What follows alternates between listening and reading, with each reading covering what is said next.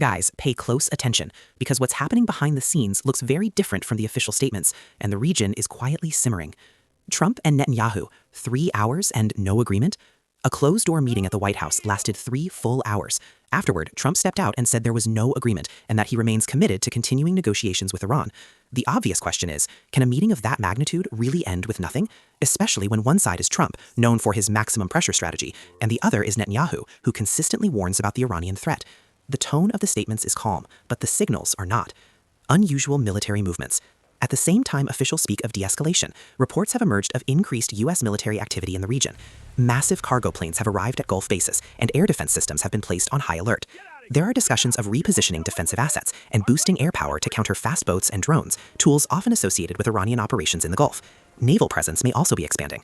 One aircraft carrier in the region is understandable, but more than one sends a much stronger message. Is this deterrence or preparation? Iran's last-minute diplomacy. Iran has intensified its diplomatic efforts, with officials traveling to Qatar and Oman in attempts to calm tensions. Tehran has signaled willingness to make concessions regarding uranium enrichment, yet public U.S. responses have been limited. Sometimes silence speaks louder than words. Are negotiations truly collapsing, or is this mutual pressure to raise the stakes? Oil markets feel the heat. Energy markets tend to sense risk early. Oil prices have begun to move, and major companies are acting cautiously. Any threat to the Strait of Hormuz or Gulf shipping routes could turn a regional crisis into a global one. When markets grow uneasy, it often means something deeper is shifting. The build-up-then-wait strategy. Trump's known approach often involves increasing pressure, maintaining calm rhetoric, and waiting for the right moment. Sometimes the goal isn't war, but leverage for a better deal. So is this military buildup a negotiating tactic, or are we witnessing a path toward escalation that could spiral out of control?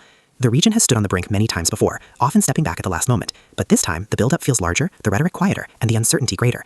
Has a conflict already begun without being declared? Or is this simply another chapter in the strategic tug-of-war between Washington, Tehran, and Tel Aviv? The coming days will reveal the truth. Let's hope this period passes safely, for everyone in the region and beyond.